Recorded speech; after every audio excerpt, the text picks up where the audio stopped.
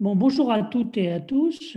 C'est un jeudi de Coréma un peu particulier puisque c'est le dernier de cette année, enfin oui, c'est le dernier de cette année épouvantable qui a été 2020. Donc on espère que l'année prochaine, ça ira mieux, notamment pour les conditions du travail scientifique.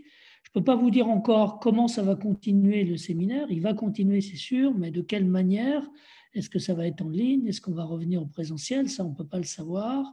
Ce qui est sûr, c'est que je vais être un peu tout seul aux commandes, puisque aussi bien Denise que Corentin ne travailleront plus pour Corema en 2021, ce qui ne signifie pas qu'on perd tout contact avec eux, heureusement. Hein, mais ça sera sans doute un peu plus compliqué à organiser ce séminaire en 2021. Donc, du coup, ce qu'on a décidé de faire, c'est une sorte de bilan du programme Corema pour l'instant.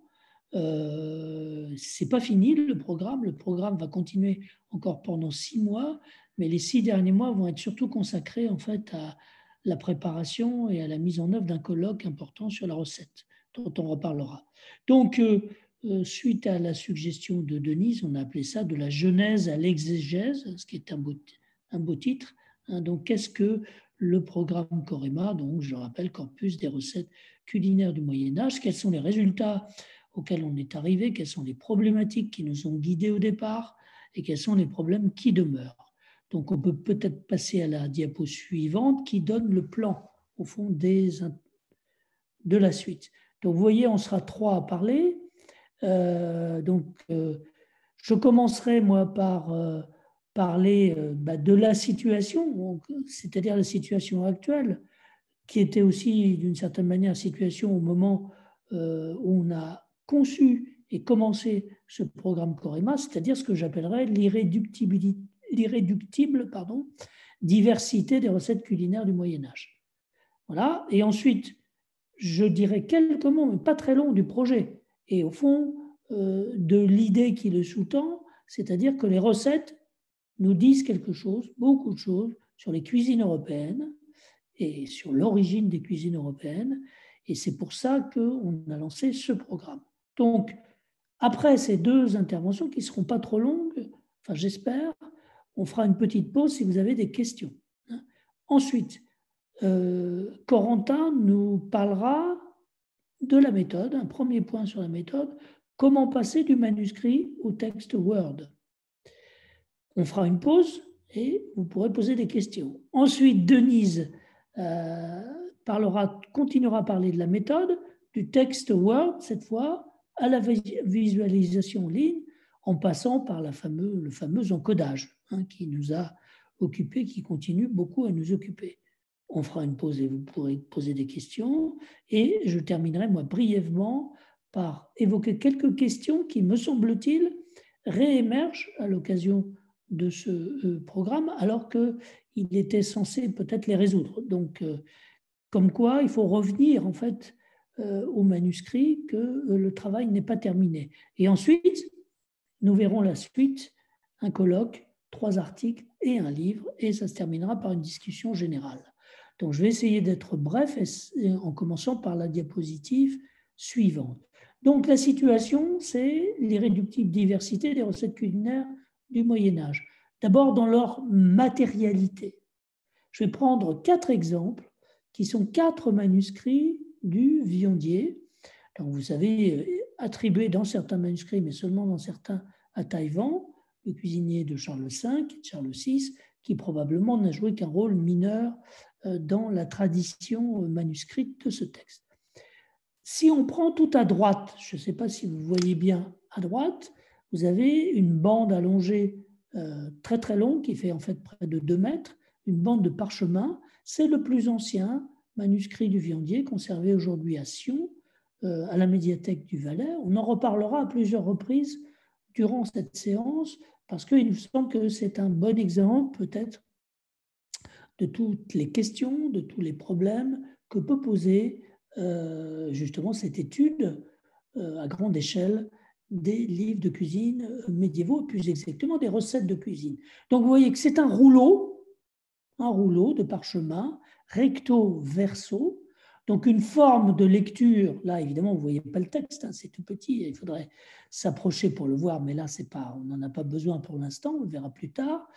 C'est un texte qui est une liste, quelque part, puisque un recueil de recettes, c'est une liste, même une recette elle-même, quelque part, c'est une liste de procédés, voire une liste d'ingrédients, ça dépend. Ce format en rouleau, qui nous paraît très étonnant, nous, parce qu'il ne correspond pas au format habituel des livres, c'est quelque chose qui est classique dans la littérature ancienne culinaire, même si, en fait, en tout et pour tout, on n'a que 2 manuscrits qui sont encore des rouleaux. Très probablement, il y en avait beaucoup plus. C'est une forme de lecture qui nous semble totalement différente de celle d'aujourd'hui, quoique, quand on travaille sur Internet et qu'on déroule un menu ou qu'on avance dans une page Internet, on fait exactement le même genre de lecture que l'on faisait au Moyen-Âge sur un rouleau. Le manuscrit qui est à côté, donc le manuscrit qu'on vient de voir, le rouleau, on ne sait pas très bien de quand il date, on reviendra là-dessus, hein, mais il est assez ancien, peut-être entre 1250 et 1320, hein, voire même jusqu'à 1350 éventuellement. Le manuscrit qui se trouve à côté, c'est un manuscrit qui est de la fin du XIVe siècle, hein, qui se trouve à la Bibliothèque nationale, qui est aussi un manuscrit du Viandier. C'est un petit livret de quelques feuillets, en parchemin aussi, comme le rouleau. Chaque recette est séparée l'une de l'autre, mais vous voyez, la décoration n'a pas été menée à son terme, puisque la première lettre du manuscrit, qui devait être mise en valeur par une initiale, eh bien, n'a pas été réalisée. Il ne nous reste qu'une petite lettre en marge à gauche pour signaler que c'est cette lettre qu'il faut réaliser, décorer. Donc c'est un manuscrit écrit très simplement, dans une écriture courante à la fin du XIVe siècle. Vous voyez, il y a d'autres éléments d'information sur cette page. On voit par exemple les anciennes cotes. On voit qu'il appartenait à la bibliothèque de l'abbaye Saint-Germain-des-Prés. Donc ça veut dire que des abbayes avaient dans leur bibliothèque des livres de cuisine. Bon, c'est quelque chose qui n'est peut-être pas évident. Une partie de la bibliothèque de l'abbaye de Saint-Germain-des-Prés venait de collectionneurs précédents, notamment Cambou de Coislin, et c'est bien ça dont il s'agit, s'il pouvait rester, voilà. Et tous ces éléments figurent donc sur cette première page. Donc, 2 manuscrits assez différents dans leur matérialité. Mais c'est encore plus le cas de ce qu'on a dans le 3e manuscrit, celui qui se trouve à gauche, au milieu, là. Qu'est-ce que c'est? On voit que c'est écrit d'une main tardive, d'une main du 19e siècle. Il s'agit de la copie d'un manuscrit qui a brûlé durant la Seconde Guerre mondiale, qui se trouvait à Saint-Lô, dans les archives de la Manche, copie qui se situe à la bibliothèque historique de la ville de Paris, et qui est notre seule trace de ce manuscrit. Le seul problème, c'est que la personne qui a réalisé la copie, visiblement, ne comprenait pas très bien le texte qu'elle était en train de copier, soit parce que c'était d'une écriture trop courante, soit parce que il n'y avait pas de notion sur les livres de cuisine, et par conséquent, il semble y avoir beaucoup de fautes. Alors, on a utilisé ce manuscrit dans le cadre de Corema, mais évidemment, pas au même niveau qu'un manuscrit auquel on pouvait retourner, un original auquel on pouvait retourner. Puis le dernier exemple, c'est malheureusement un manuscrit qui, lui, a totalement disparu. Il n'y a même pas de copie, il n'y a rien du tout. C'est celui qui se trouvait, et c'est pas de chance, à Tours, à la bibliothèque municipale, hein, le manuscrit 766 qui a brûlé en 1940. On peut continuer.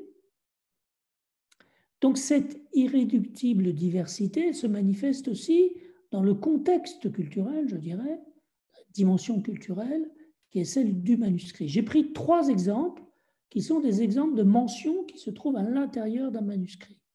Donc la première mention, c'est celle qui se trouvait dans le manuscrit de Tours. On a perdu le manuscrit, mais on a quand même sa description par un catalogue du 19e siècle. Et on nous dit qu'à l'intérieur de ce manuscrit, il y avait cette mention Iste liber est Yves, Ménager canonici turonensis. Autrement dit, ce livre est à Yves Ménager, chanoine de Tours. Donc on connaît son possesseur, il avait plusieurs livre qu'il a légué au chapitre de la cathédrale de Tours et qui sont arrivés ensuite, logiquement, au moment de la Révolution, à la bibliothèque municipale. Donc déjà, ça nous indique ça, ces mentions, donc ce qu'on appelle un ex libris, hein, ça nous indique les lecteurs. Et on voit que des chanoines s'intéressaient à des livres de cuisine ou s'intéressaient en l'occurrence à un manuscrit dans lequel il y avait un livre de cuisine, ce qui n'est pas exactement la même chose.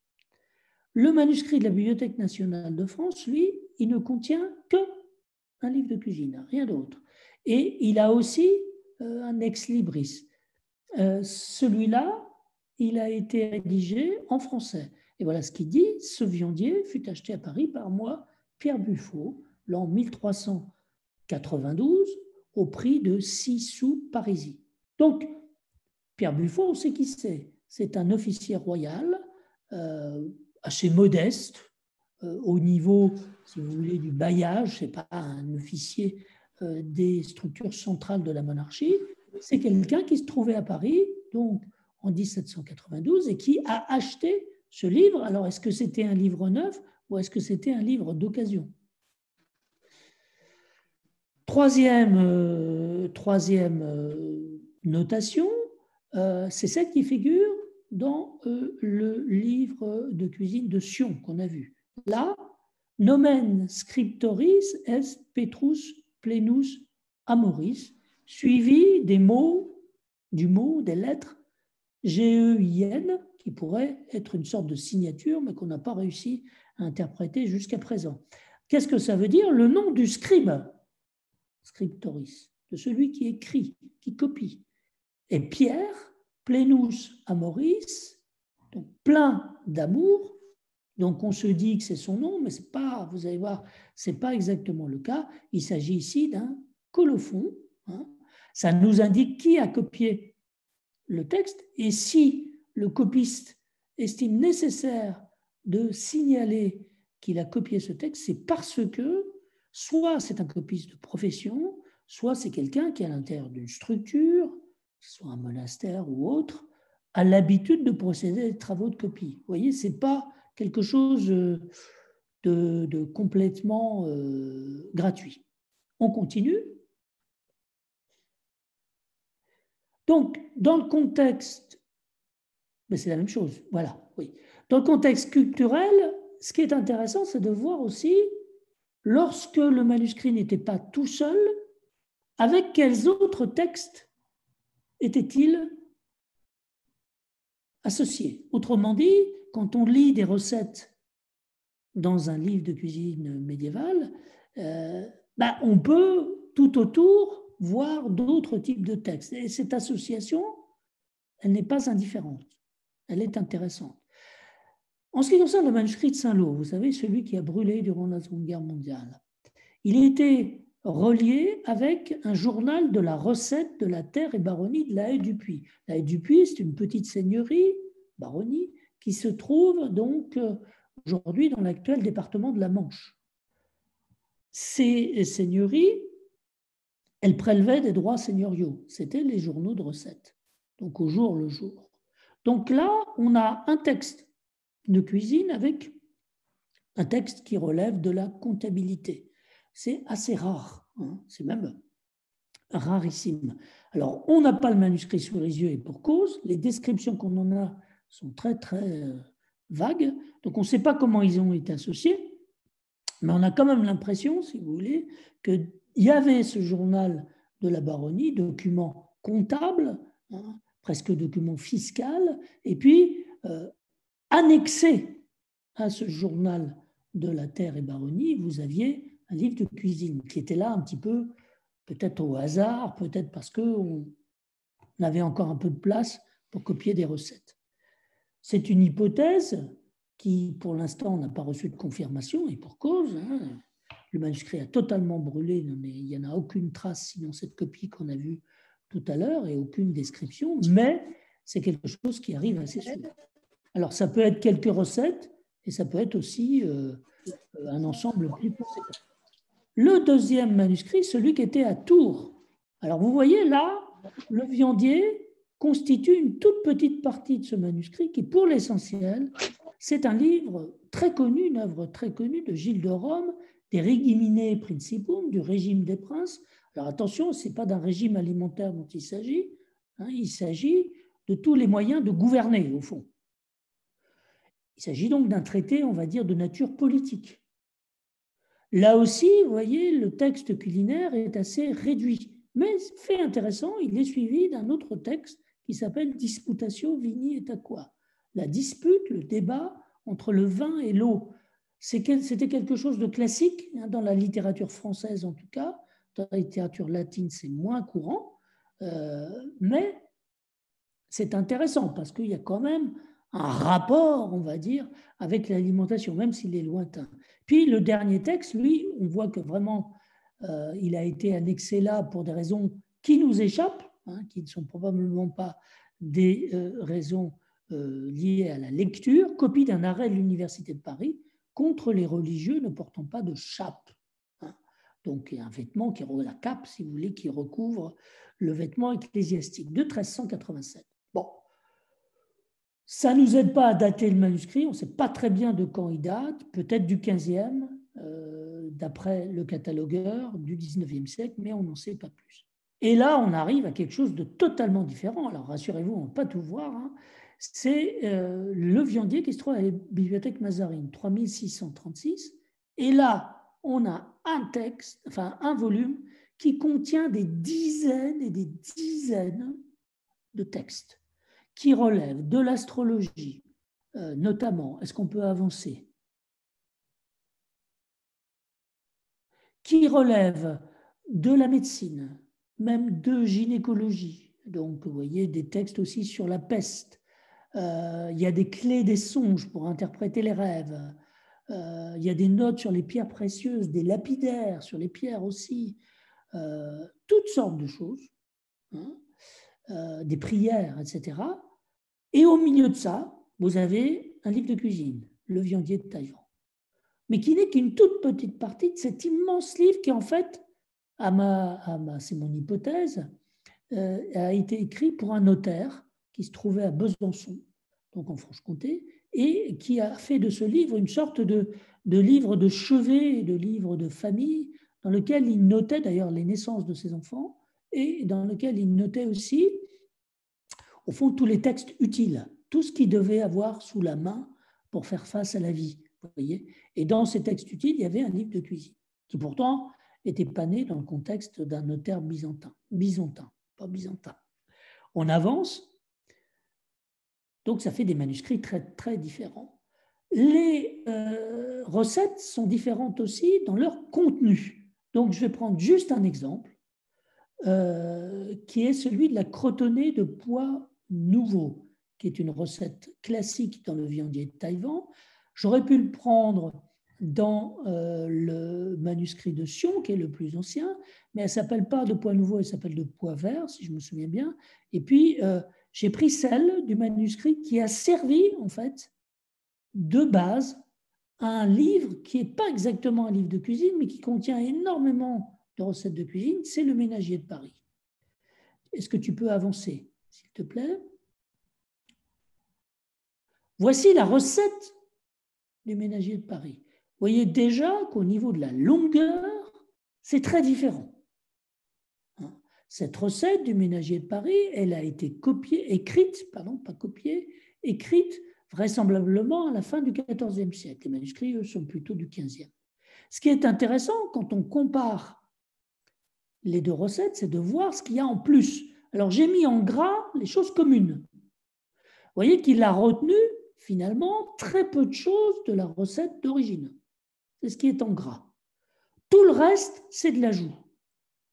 Et qu'est-ce que c'est ces ajouts? Eh bien, vous voyez, au début, c'est pour expliquer que... Alors, il y a prenez lait de vache. Hein, prenez lait de vache. Et qu'est-ce qu'il nous explique? Que ce lait de vache doit être bien frais, et dites à celle qui vous le vendra qu'elle ne vous baille point, ne le vous donne pas, si elle y a mis de l'eau. Car bien souvent, elles agrandissent, donc celles qui vendent du lait, elles agrandissent leur lait, et s'il n'est bien frais ou qu'il y ait eau, il tournera. on a quand même l'impression d'une sorte de digression. C'est le cas aussi pour les autres ajouts. Par exemple, il y a un ajout démesuré à la fin pour expliquer comment il faut faire pour faire une liaison aux œufs, parce que c'est compliqué à faire, une liaison à l'œuf.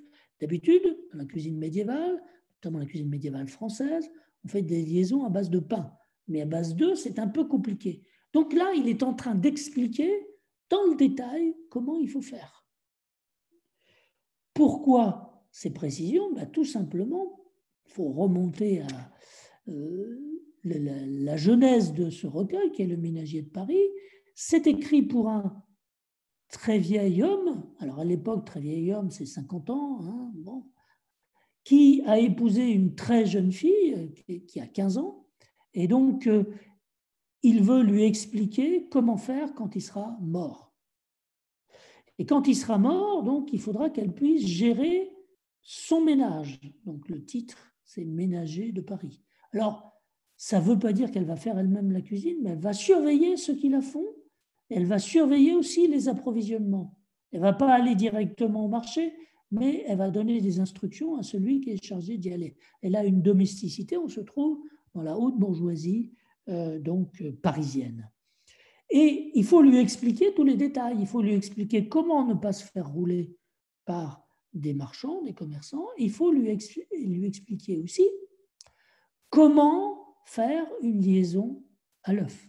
Alors, vous voyez, quand on veut encoder ce genre de recette, c'est un peu compliqué. Ça fait beaucoup, beaucoup de mots qui, en fait, ne relèvent pas exactement de la cuisine, mais qui n'en sont pas moins intégrés à une recette de cuisine. Donc, une grande diversité des recettes. Comment faire? Quel était le projet de Corema? Quel est-il toujours? C'est comprendre ce que les recettes nous disent sur les cuisines européennes. On a réussi à vendre notre projet en disant qu'on allait essayer de réfléchir à l'origine des cuisines européennes, à l'origine de cette diversité culinaire qui est celle de l'Europe, et que cette origine, c'est là où c'était un peu osé, hein, ça se trouvait au Moyen-Âge. À cette occasion, on allait rassembler les milliers de recettes qui ont été produites à l'époque. Donc, il s'agit de prendre en compte la totalité du corpus. On va voir qu'on a fait quand même un choix à l'intérieur de ce corpus. Donc, ce corpus des recettes culinaires médiévales, il concerne toute l'Europe. On a eu des livres de cuisine et des recettes qui ont été copiées du Danemark, vous voyez, jusqu'en Espagne et jusqu'en Italie du Sud, d'Angleterre jusque donc, dans l'Empire. Alors, il faut faire attention, là, ces points verts ne correspondent pas au lieu où le livre de cuisine ou la recette a été copié, elles correspondent, et c'est un peu dommage, au lieu où le livre de cuisine actuel qui contient ces recettes est conservé. Ce n'est pas exactement la même chose. Hein, vous voyez, par exemple, vous avez un livre de cuisine qui est conservé aujourd'hui en Irlande, mais ce n'est pas en Irlande qu'il a été copié. Hein, il a été copié en Islande. Alors, ce n'est pas très loin au niveau de la prononciation, mais ce n'est pas tout à fait la même chose. Voilà. Vous voyez que ces livres de cuisine concernent surtout le XIVe et le XVe siècle.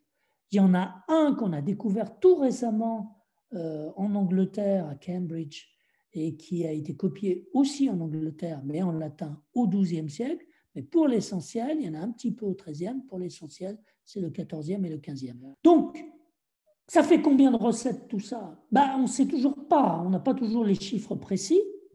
Enfin, notamment, normalement, pour les livres français, les livres latins, on devrait pouvoir faire l'addition là rapidement. J'avoue qu'on ne l'a pas encore fait pour ce séminaire. Ce n'est pas bien, mais on était arrivé à une estimation à peu près de 8600. Pourquoi? Parce que dans le programme Corema, qui est commun donc à une institution autrichienne et le CESR à Tours, on ne s'occupe que des recettes qui ont été écrites en allemand, en latin et en français. Voilà.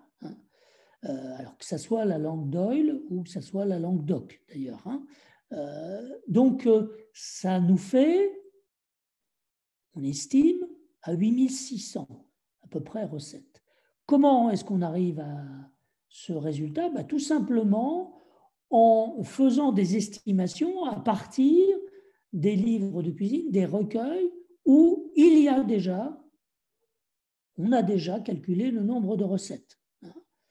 C'est à peu près, vous voyez, 119 recueils, tout compris, y compris recueil anglais, recueil italien, recueil catalan. Donc, et on s'est rendu compte qu'il y avait à peu près 11 000 recettes qui correspondaient. Donc, ça faisait grosso modo 100 recettes en moyenne par recueil. Ça recouvre des réalités très différentes. Il y a des recueils qui ont 15 recettes, il y a des recueils qui ont des centaines de recettes. Donc, la moyenne, ça semblait être à 100. Donc, on a appliqué, tout simplement. On a calculé qu'on avait un peu plus de 80 recettes, 80 recueils, français, latin ou allemand, et que par conséquent, ça correspondait à peu près à 8000 recettes. Mais vous voyez, ça fait que la moitié de toutes les recettes qu'on peut estimer dans toute l'Europe. On peut penser qu'il y en a 15 000 dans toute l'Europe parce qu'il y a environ 150 recueils. Donc, que la moitié. Donc, il faudra ensuite élargir ce programme, bien entendu. On en reparlera. Ce que ces recettes nous disent, c'est qu'elles nous expliquent, elles nous montrent les différents déterminants qui confluent dans les recettes, c'est-à-dire à la fois les ingrédients, à la fois les récipients, tout ce qui sert à préparer la cuisine, à la fois les techniques elles-mêmes, les savoir-faire. Tout ça conflue dans la recette, mais aussi les goûts, par exemple, qui peuvent être un élément tout à fait essentiel, les quantités, évidemment, les proportions, les temps de cuisson, bon ça c'est assez rare, tous ces éléments, toutes ces informations figurent dans la recette. Denise nous expliquera tout à l'heure comment tout ça s'agence dans ce schéma qui pour l'instant est assez obscur pour vous, mais c'est un peu volontaire. Bien, enfin certains d'entre vous le connaissent. On rend visible les informations principales à travers la lecture même des recettes, c'est-à-dire à travers ce qui va être, et ça c'est un des produits ultimes, d'un des livrables, comme on dit dans le vocabulaire, dans la novlangue des programmes de recherche. Donc parmi les livrables on a un site internet qui est géré par nos amis autrichiens, dans lequel on va avoir un texte avec très clairement identifier ces différents types d'informations, c'est-à-dire donc à la fois les titres, les plats qui sont confectionnés, les ingrédients, les techniques, etc., etc. Tout ça va être explicité donc dans ce site. Donc au fond, dans quelques mois, on est optimiste là, dans quelques mois, il suffira d'aller sur le site pour lire les recettes, de cliquer à certains endroits et d'avoir là toutes sortes d'informations. Mais Denise nous expliquera ça tout à l'heure. Donc je n'insiste pas. On continue. Rendre les informations visibles, c'est aussi à partir de la documentation rassemblée par Corema et grâce à l'encodage, pouvoir faire immédiatement, par exemple, des statistiques. Alors là, c'est une statistique en allemand. Nos collègues d'Autriche produisent des documents en anglais ou en allemand, bien entendu, et nous, c'est en anglais ou en français.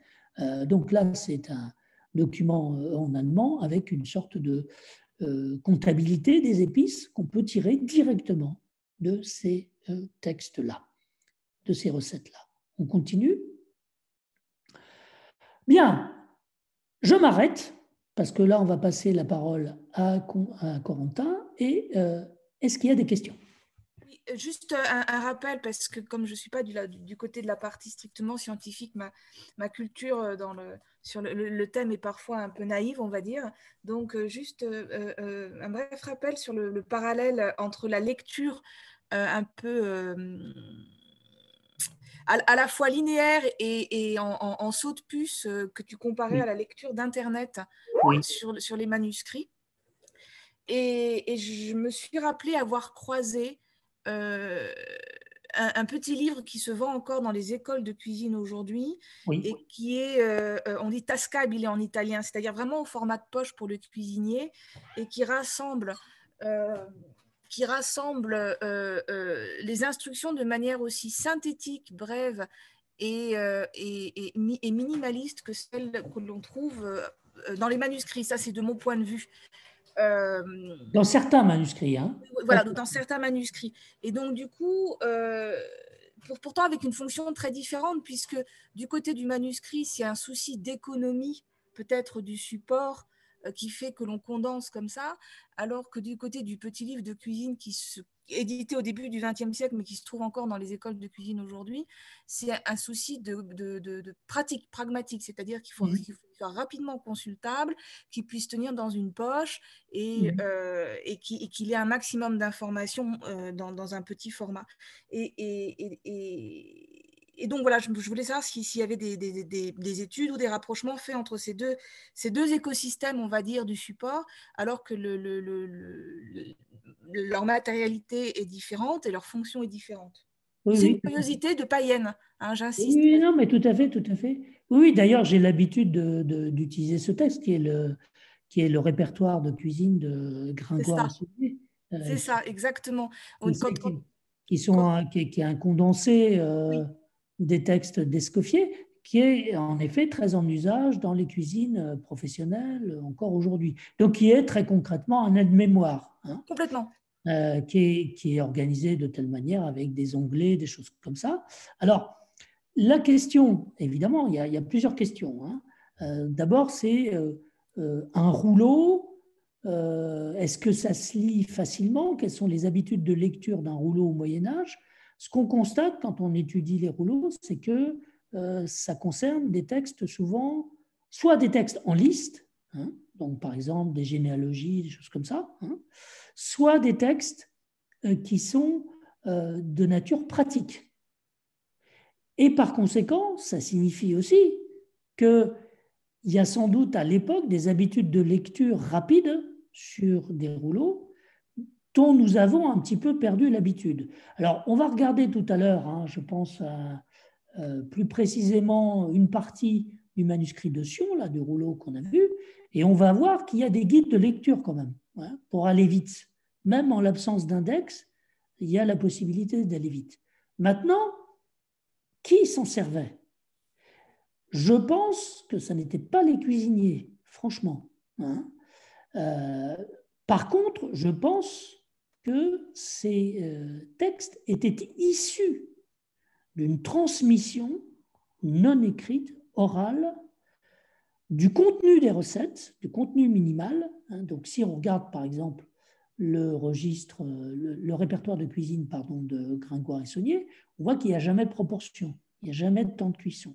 C'est juste une liste des ingrédients et des gestes, hein, exactement comme on trouve dans les livres de cuisine les plus anciens, notamment le viandier de Sion, hein. Donc on a exactement la même chose. Donc je pense que ces aides-mémoires, ces formules existaient, elles étaient apprises par cœur, c'était un des éléments de la transmission, et à un moment, il y a eu une mise par écrit. La question, c'est pour qui? À mon sens, c'est pour les maîtres d'hôtel qui avaient besoin de gérer la maisonnée, qui n'étaient pas eux-mêmes des cuisiniers, mais qui avaient besoin de savoir ce qu'il y avait dans une recette, pour juger tout simplement le résultat, éventuellement virer le cuisinier si ça ne correspondait pas. Parce que souvent, ces livres indiquent par exemple la couleur, indiquent la consistance, voire quelquefois le goût. C'est plus rare. Par conséquent, ils permettent de contrôler le travail. Donc, dans ce sens-là, dans le cadre de l'organisation domestique des cours, le livre de cuisine avait un sens et transcrire la recette avait un sens. Et à partir de là, évidemment, ça s'est étendu à d'autres milieux. C'est devenu un livre ordinaire, hein, un texte, un type de texte ordinaire qu'on pouvait intégrer dans un volume composite, comme il a existé beaucoup au Moyen-Âge, où effectivement on a intégré beaucoup de textes parce qu'il fallait faire des économies de support. En effet, le parchemin c'était cher. Et même le papier, c'était cher. Voilà un peu. C'est une réponse un peu longue, mais bon, je pense que c'est une question importante. Merci. Je voudrais déjà commencer par revenir un tout petit peu sur le corpus que Bruno a déjà commencé à présenter. Comment on a délimité en fait le corpus qui nous occupe, en tout cas pour l'équipe française. On se limite donc, comme Bruno l'a rappelé, par des livres, pardon, on se limite à des livres de cuisine rédigés soit en français, soit en latin. Bon, on a, dans le cas d'un texte latin qui s'appelle Le mot douce, également des occurrences en occitan. C'est le seul d'ailleurs. On a donc 17, vous voyez, 17 textes qui sont rédigés en français, 16 en latin, pour un total de 33 livres de cuisine. Donc, comme on vient de le dire, avec des formats différents, des volumes différents, il peut y avoir 12 recettes comme il peut y en avoir 300, et puis d'une taille et de détails complètement variés d'une recette, en tout cas d'un réceptaire à l'autre. Donc ça, c'est pour les manuscrits, on va dire conservés, on n'utilise pas les imprimés, et puis on a aussi évidemment des cas de manuscrits soit attestés qui sont détruits ou disparus, qu'on ne peut pas utiliser parce qu'on n'a plus le texte et ils n'ont pas été édités, mais on a quand même des textes des manuscrits dont on connaît le texte par une copie moderne. Je pense au Viandier de Saint-Lô, mais le problème, c'est que bon, on ne pourra pas se fier au manuscrit pour en vérifier la transcription.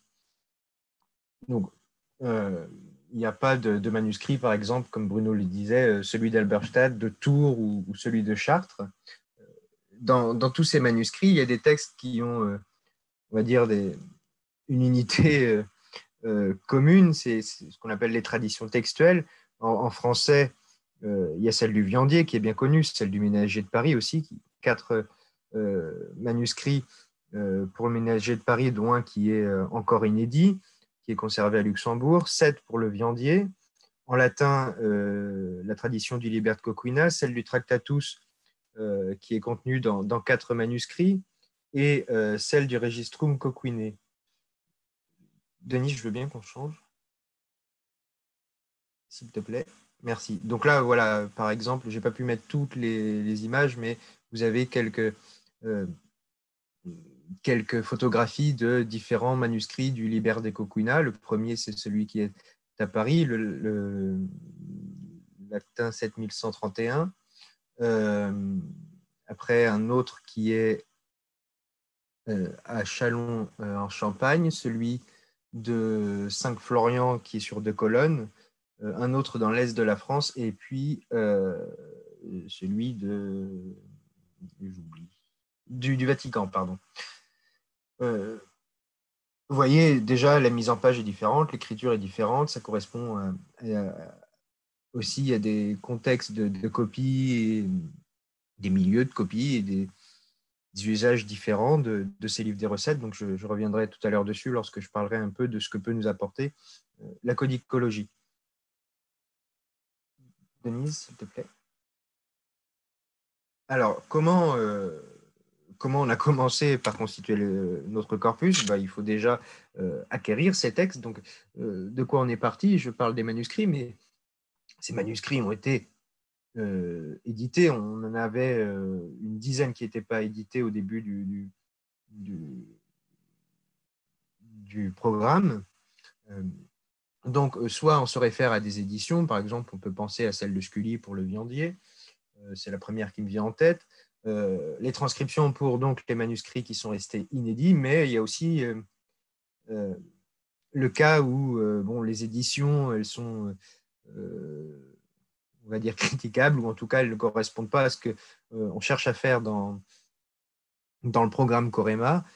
Par exemple, on a le Liber de Coquina conservé à la Bibliothèque Vaticane, qui a été publié par Anna Martellotti, sauf que dans sa transcription, en fait, l'unité textuelle du livre de cuisine est complètement éclatée parce qu'elle fait un recoupement des recettes entre tous les différents manuscrits de la tradition textuelle. Donc, on perd complètement l'unité du texte et on ne peut pas suivre le déroulement du réceptaire tel qu'il est dans le manuscrit. Donc, ça, on a tenu à le rétablir. Donc, il a fallu revoir complètement la transcription du texte.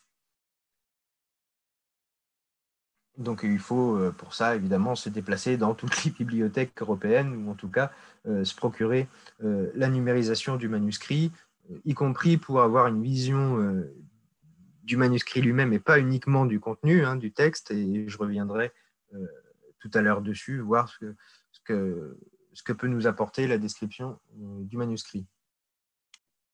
Alors, comment on s'y prend en tout cas dans le programme Corema pour transcrire ces textes?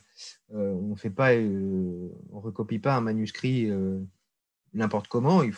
C'est des choses qui se décident, qu'on a discuté avec nos partenaires autrichiens lors de workshops.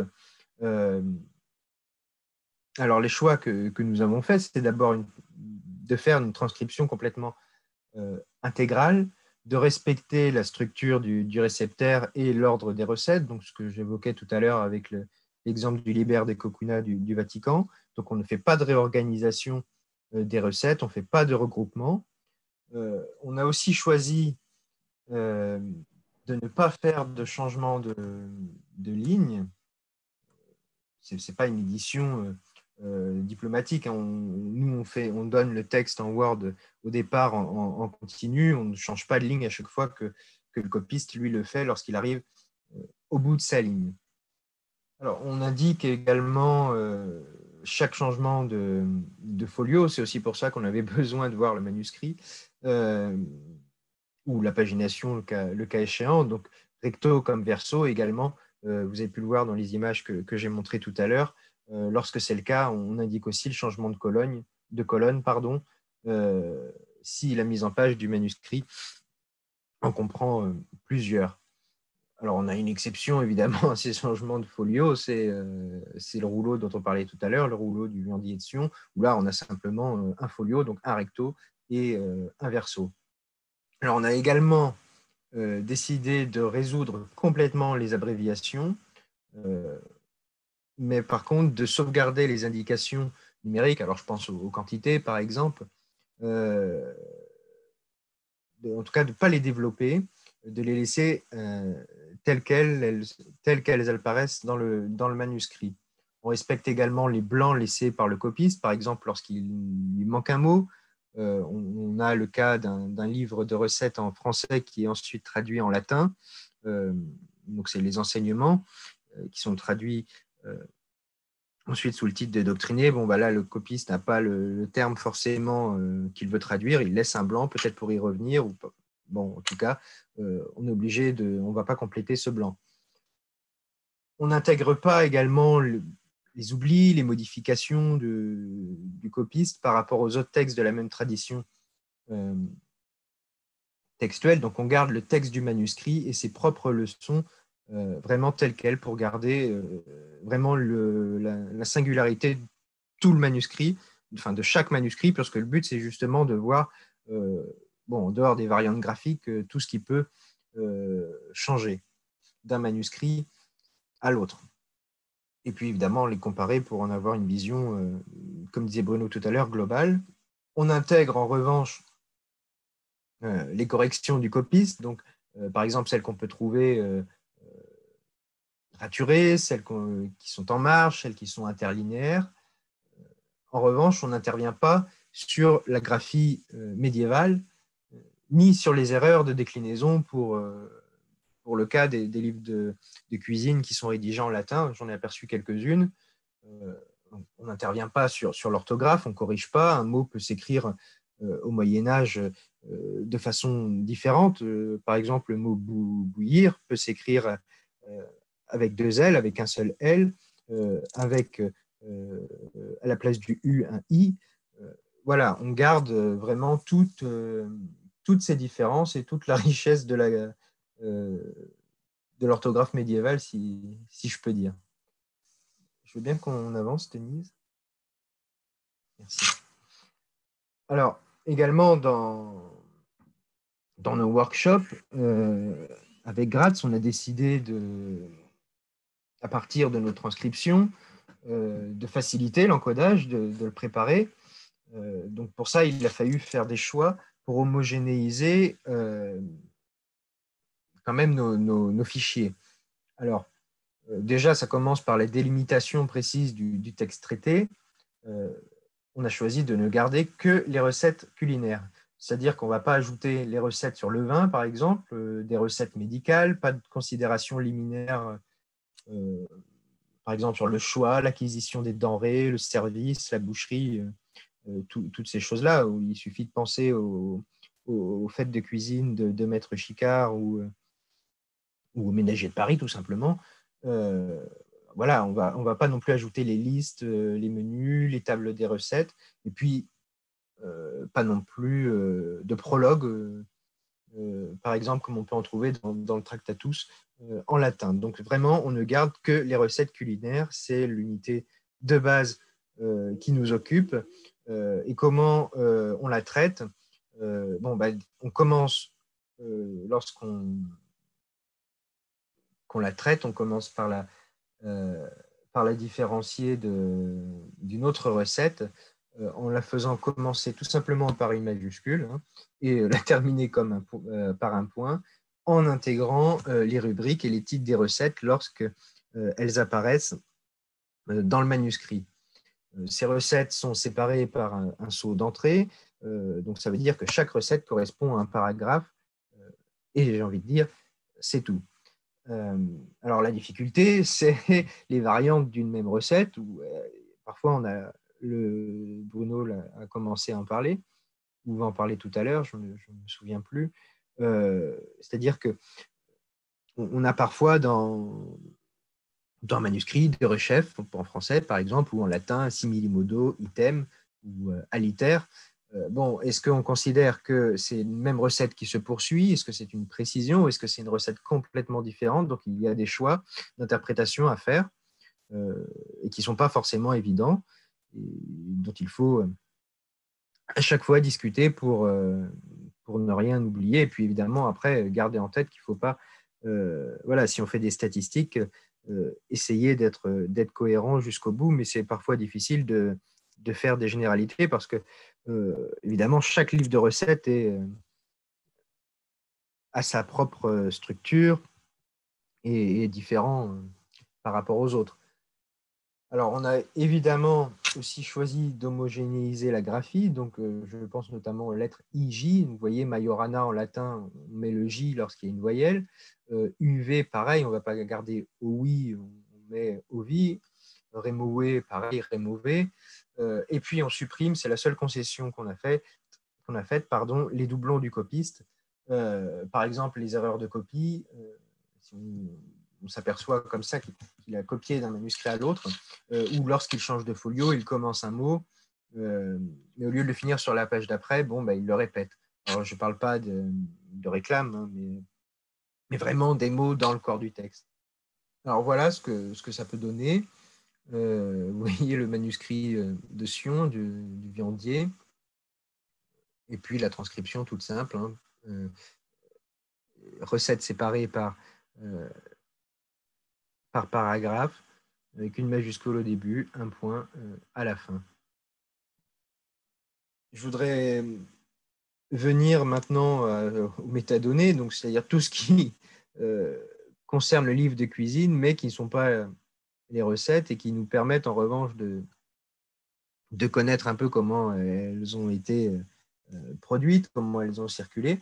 Donc ça, on peut le faire tout simplement en étudiant le manuscrit un peu comme ce qu'il est à la base. C'est un transmetteur de savoir, mais c'est aussi un objet qui est utilisé. Donc il suffit de savoir comment il a été utilisé, qu'est-ce qu'on en a fait. Alors pour ça, on décrit de façon physique le manuscrit, son support, parchemin, papier. D'ailleurs, les filigranes qui sont contenus dans le papier peuvent aussi nous aider à dater un manuscrit et donc un livre de cuisine. Les écritures, s'il y a eu différentes mains, l'ornementation, voilà, plein de choses comme ça. Évidemment, le contenu, donc ce que disait Bruno tout à l'heure, On a parfois des manuscrits, des livres de cuisine qui occupent l'espace d'un manuscrit, mais généralement, ils sont contenus dans des manuscrits qui concernent plusieurs textes. On a parfois des manuscrits où il y a plusieurs livres de cuisine. C'est pour ça qu'on a moins de manuscrits que de livres de cuisine eux-mêmes. Je pense par exemple au manuscrit latin 1731 de la Bibliothèque nationale de France. Bon, là, il y a 3 livres de cuisine, un exemplaire, si je peux dire, du Tractatus, un témoin du Tractatus, un du Liber de Coquina et un autre en français, les enseignements. Alors, on s'occupe évidemment d'essayer de retracer l'origine, la datation, les différents processeurs. On peut le voir à travers les notules aussi, toutes les notes aussi du manuscrit. Et puis, évidemment, la bibliographie. Donc, on renvoie aux éditions et à toutes les études qui le concernent. Alors, tout ça, ça permet de déterminer la production, la circulation, les usages et la réception des livres de cuisine, mais aussi les liens entre eux, notamment entre les copies d'une même tradition culinaire. On peut plus facilement, lorsque on fait une étude précise, faire ce qu'on appelle un stegmacodicum, donc une espèce de généalogie des manuscrits, et voir comment en fait un texte culinaire s'est construit, s'est développé, quelles modifications sont apparues au fil de ces copies successives, s'apercevoir qu'il y a des manuscrits qui ont probablement été aussi perdus. Et puis, ça nous permet déjà d'avoir des premières idées pour le travail qu'on fait à Corema, c'est-à-dire ce qu'on va vous expliquer après sur l'interrogation des recettes elles-mêmes, pointer les différentes variantes de recettes, par exemple. Est-ce qu'il y a des questions à poser à Corentin? Je voulais juste avoir une confirmation de la part de Corentin sur cette liste de principes éditoriaux qui sont donc des choix qui ont été faits dans le cadre de Corema et qui correspondent à une identification optimisée, on va dire, des informations qui sont intéressantes pour la problématique scientifique et pour la mise à disposition des textes édités dans un mécanisme de publication. Ces ensembles de choix qui constituent une espèce de pile de décisions assez complexes, que ce soit la sémantique, la linguistique, la structure, ou même parfois peut-être des aspects stylistiques ou matériels, ils auraient pu être différents selon une autre problématique pour les mêmes objets, et donc avoir des conséquences différentes sur les choix d'encodage. Là, les choix qui ont été faits, ils ont été faits dans le cadre précis de la problématique de Corema, et que les mêmes manuscrits auraient pu impliquer des méthodes d'extraction, de transcription, de sélection de l'information observée différentes, si la problématique scientifique avait été différente pour un autre projet, par exemple. Je peux répondre? Oh oui, je l'adressais à Corentin parce qu'il venait de parler, mais la question, elle est pour pas de problème. Tu permets que je réponde, Corentin? Oui, vas-y. Alors voilà, en fait, il n'y a pas que ça, si tu veux. Il n'y a pas que la problématique scientifique. Parce que, bon, quelquefois, la prise de décision, elle peut être liée à d'autres considérations. Il faut tenir compte essentiellement des traditions aussi. Des traditions propres par exemple, à l'équipe autrichienne, qui est une équipe qui, à la base, est une équipe de germanistique, donc très attachée, par exemple, à la question lexicologique. Donc, qui ensuite pratique habituellement une édition diplomatique, on va dire, même très diplomatique. C'est-à-dire qu'une édition diplomatique, c'est celle qui cherche, pour ceux qui ne savent pas, à conserver non seulement le texte dans son état le plus brut, mais même jusqu'y compris justement la disposition du texte, la mise en page. À Tours, il y a aussi une tradition d'édition diplomatique, notamment dans les textes imprimés, donc qui est représenté par les bibliothèques virtuelles humanistes. Donc on connaît aussi. Nous avons choisi de procéder un peu différemment de nos collègues autrichiens. Donc là, les normes ne sont pas forcément des normes qu'on va trouver du côté des Autrichiens, hein, qui vont avoir des normes supérieures. Par exemple, sur la distinction entre les différentes graphies et sur l'indication des changements de ligne. Il faut bien voir que eux, ils procèdent strictement, systématiquement à partir des manuscrits. Ils ont donc revu tous les manuscrits, hein, en leur appliquant le logiciel de transcription Transcribus. Okay. Mais, si je peux défendre mon point de vue, hein, nous n'avions pas les moyens humains pour le faire, très concrètement. C'est-à-dire, nous n'allions pas prendre 30 manuscrits ligne à ligne à partir directement de l'original. Ça, ce n'était pas possible. Donc, nous avons choisi de partir, et ça a été bien expliqué par Corentin, des éditions telles qu'elles existaient, à condition qu'elles soient bonnes. Les éditions n'indiquent pas nécessairement le changement de ligne, ni même d'ailleurs le changement de folio. C'est loin d'être un cas général. Dans l'ensemble, les éditions des textes sont satisfaisantes, sauf quelques cas signalés par Corentin. Donc ça, c'est là la grande différence, tu vois, entre les deux. Le reste, pour savoir si on applique telle ou telle chose, ce minimum-là a été accepté par les deux parties. En plus, les Autrichiens font d'autres, non pas d'autres choix, mais ils font des sélections supplémentaires, des exigences, des critères supplémentaires. Voilà. Donc, il peut y avoir une légère différence. Donc, quand on fait des choix, il y a quelqu'un qui parle dans le micro. Est-ce que vous pourriez arrêter, s'il vous plaît? Quand d'autres parlent, c'est bien de couper le micro, quoi. Donc, est-ce que ça m'a un peu perturbé. Dans les choix qu'on fait, il n'y a pas seulement les questions d'opportunité scientifique. Je crois que ça a été respecté. Il y a aussi les questions de faisabilité. Hein. Donc, un programme, c'est 3 ans. Donc, c'est un financement restreint. Donc, le choix aurait pu être de ne prendre qu'un tout petit sondage et tester complètement nos méthodes pour arriver à des résultats dans 20 ans. Donc ça, c'est possible, en effet, hein, ça arrive.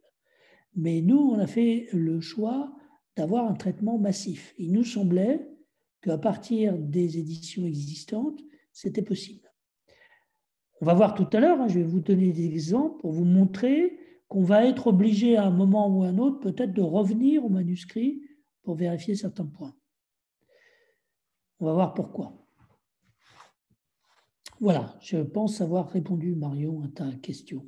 Et donc, si je résume, juste pour clore mes notes, on a donc un paramètre scientifique, un paramètre de tradition disciplinaire, ouais, qui se croise avec... Tradition de mode d'édition, quoi. Oui, qui va se croiser éventuellement avec des critères culturels, c'est-à-dire que la tradition française ne sera pas forcément la tradition autrichienne ou italienne ou autre.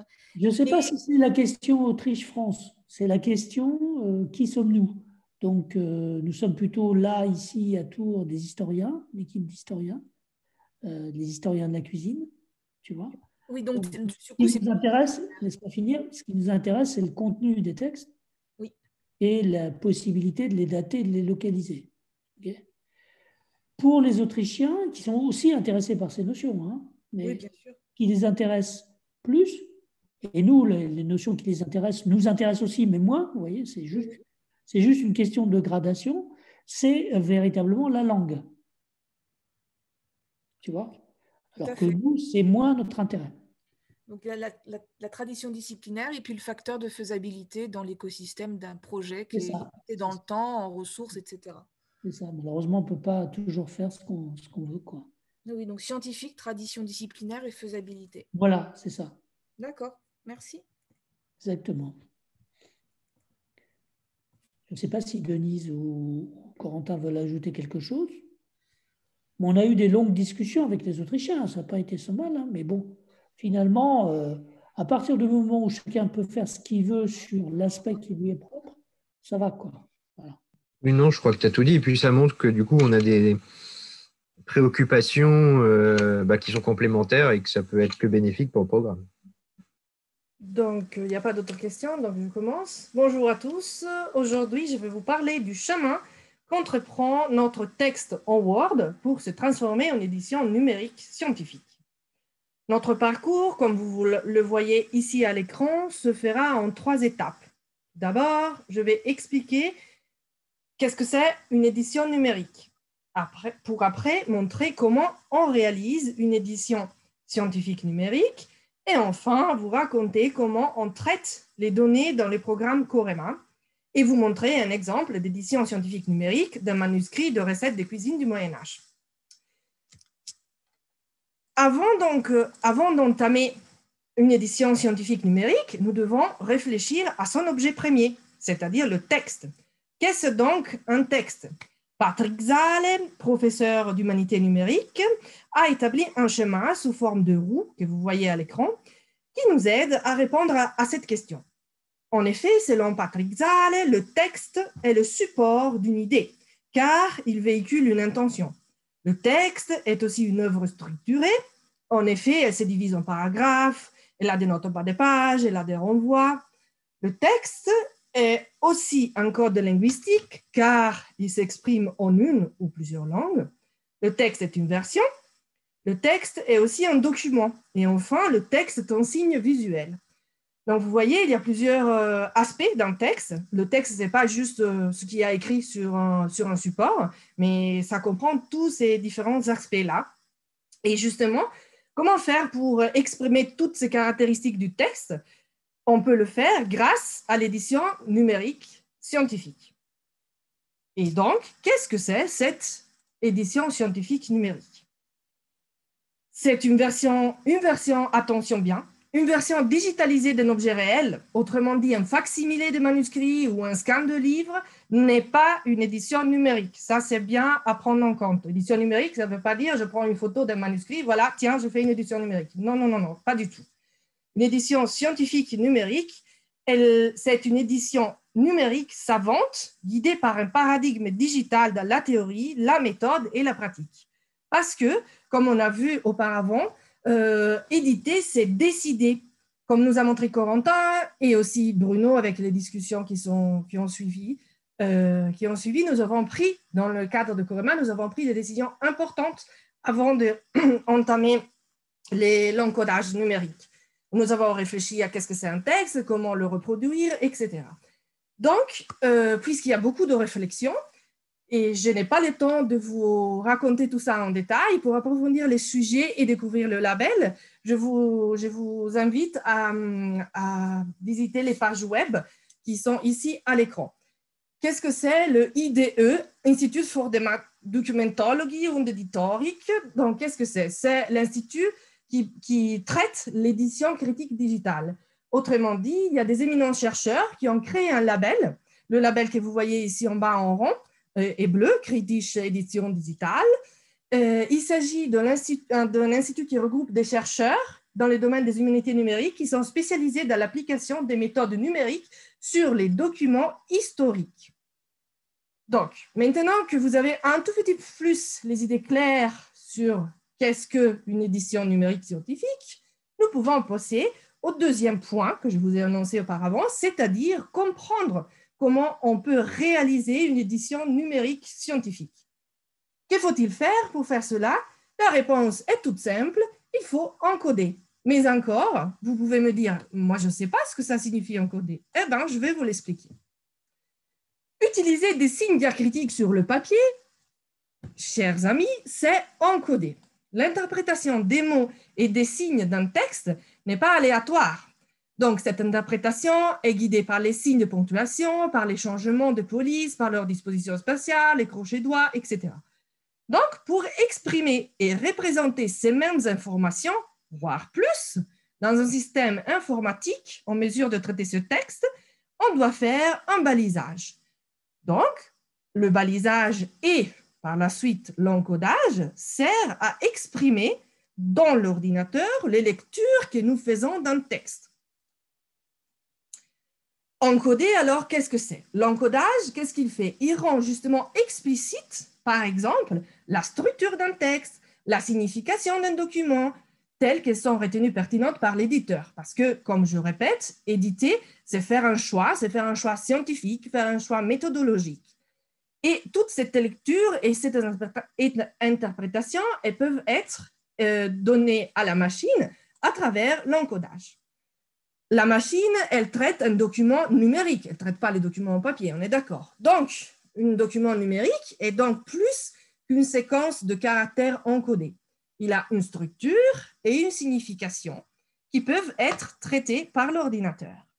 Un document peut avoir, comme on l'a vu, plusieurs lectures différentes et chacune sont pertinentes à retenir et justement à représenter dans une édition scientifique numérique.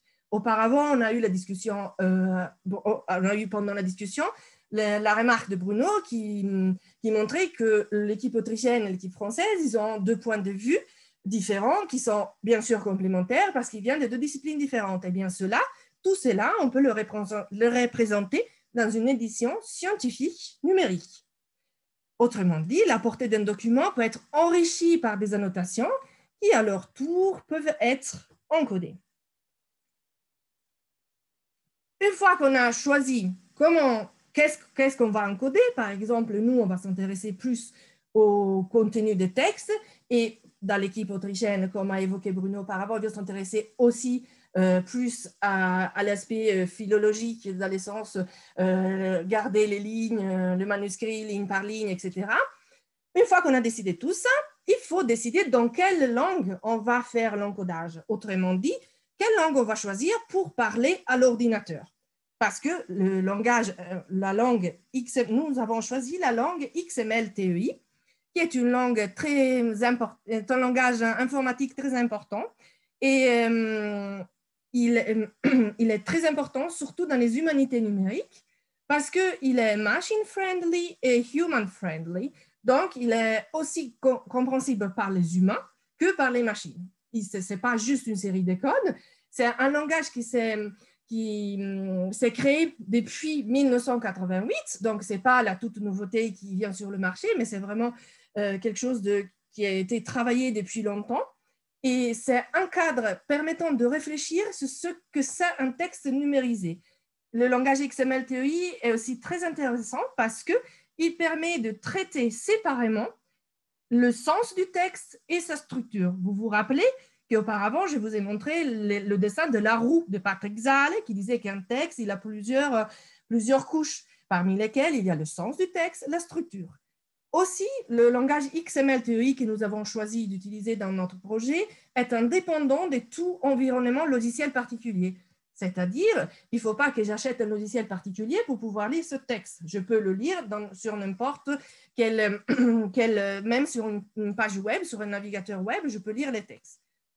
Le XML et les encoder, les manipuler. Le XML-TEI est aussi à l'avantage qu'il a été conçu par une communauté scientifique qui est composée autant d'informaticiens que des gens qui viennent des humanités, des sciences humaines, autrement dit des littéraires, des historiens, etc. Et c'est grâce à ce dialogue continu qui se fait, même maintenant, parce que comme vous pouvez le voir ici, vous avez le site web qui fait référence. Même maintenant, il y a encore beaucoup de discussions par rapport à ces langages, comment faire pour l'améliorer. Le langage TEI permet de faciliter la création, l'échange et l'intégration des données textuelles informatisées. Dans d'autres mots, on peut y ajouter toutes sortes de textes et d'alphabets, c'est-à-dire si j'ai un texte en russe qui est dans l'alphabet cyrillique, je peux l'intégrer, je peux l'encoder en TEI sans aucun souci et ça peut être compris par quelqu'un qui ne connaît pas l'alphabet cyrillique. Il peut intégrer toutes les langues et aussi toute origine temporelle ou culturelle. Bon, vous pensez que je suis payée par la communauté scientifique de la TEI pour prêcher à leur paroisse? Ben non. En fait, c'est juste que je suis vraiment convaincue que c'est un langage très intéressant et qui est autant profitable pour les littéraires les littéraires dont je suis une, littéraire, les historiens, etc., c'est-à-dire les humanistes, que les informaticiens. Mais donc, maintenant, nous avons vu qu'est-ce que c'est un texte, nous avons vu qu'est-ce que c'est une édition critique, dans quelle langue on va encoder. Alors, maintenant, il reste à savoir comment on va faire. Comment on va faire pour transformer notre manuscrit, que vous avez vu d'abord en facsimilé, c'est-à-dire la photo des manuscrits, puis vous avez vu une petite transcription, un petit extrait de la transcription au Word. Donc, comment on va faire? Eh bien, pour le programme Corema, Corpus des recettes du Moyen-Âge, nous avons établi un workflow spécifique qui se base sur le schéma de Brett Hirsch, qui a été publié en 2000.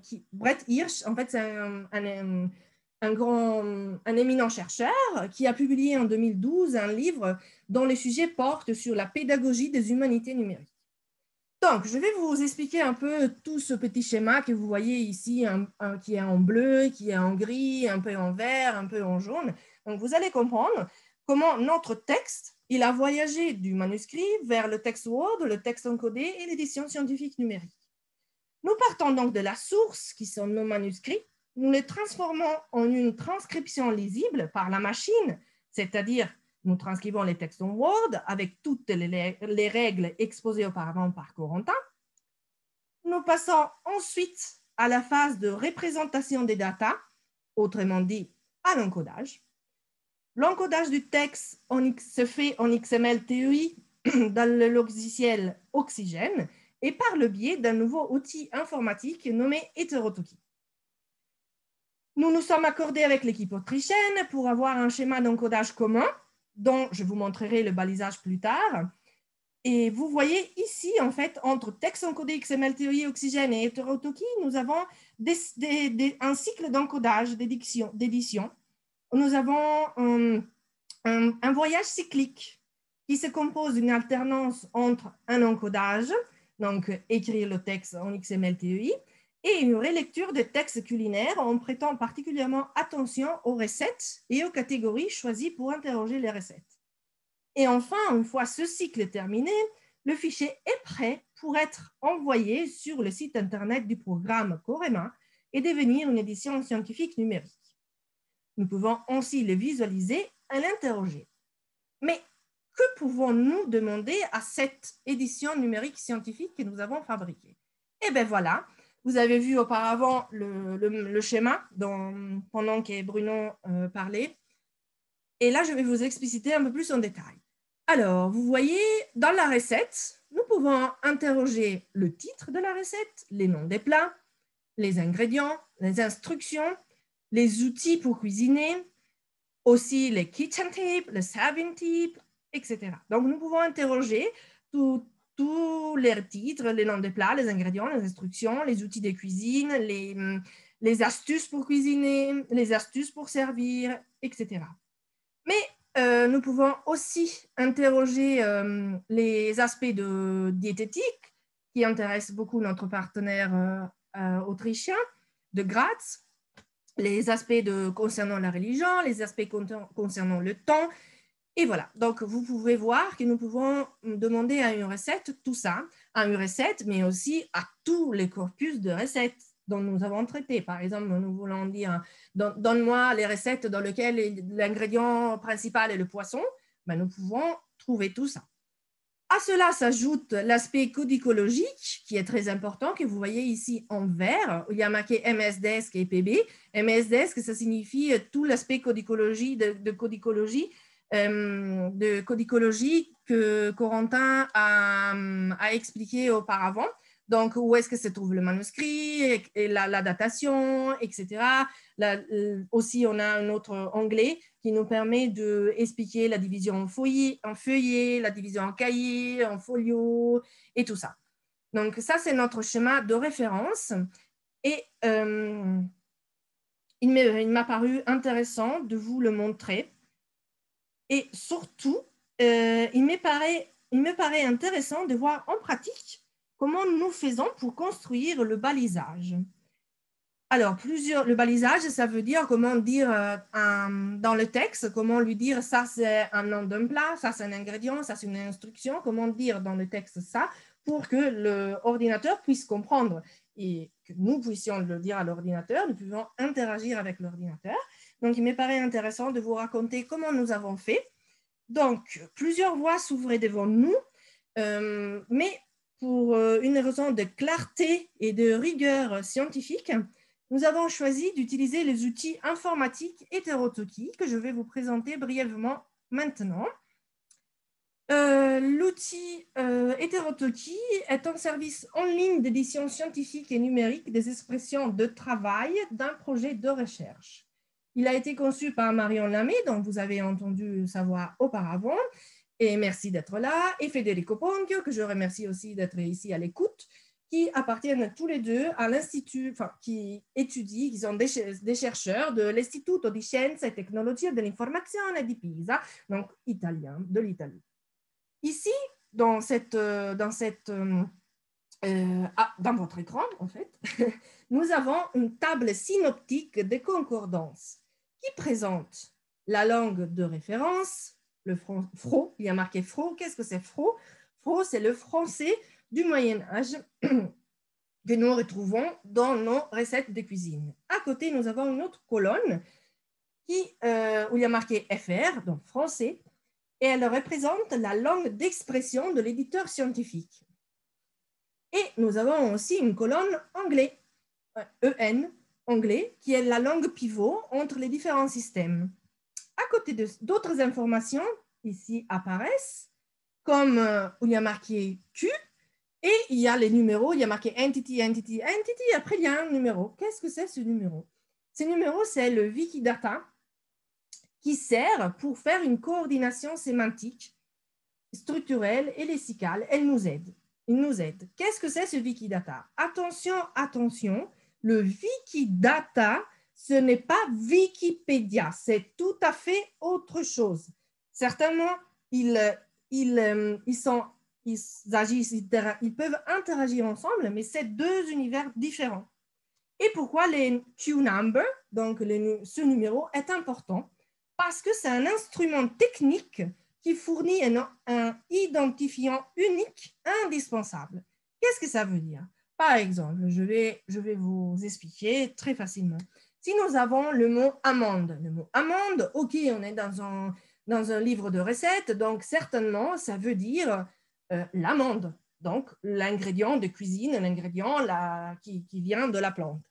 Mais amande, ça peut être aussi un nom de famille. Donc, pour un lecteur qui va interroger nos recettes de cuisine en passant par l'anglais, parce que ça c'est possible, il doit écrire amande, nous devons lui dire qu'il s'agit d'un ingrédient, donc qu'il fait référence à la plante et qui ne fait pas référence à un nom de famille, un nom de famille, un nom propre de famille. Cet exemple est certes très puéril, mais c'est fait exprès parce que pour vous faire comprendre que même dans les exemples tout simples, ce numéro étant donné que c'est un identifiant unique indispensable, il est très important parce qu'il facilite les ponts entre les jeux de données, il permet d'associer nos données françaises avec les données autrichiennes, donc écrites en ancien allemand. Il permet aussi une comparaison automatique entre les jeux de données afin d'éviter les amalgames. Et surtout, un numéro, c'est quelque chose de neutre.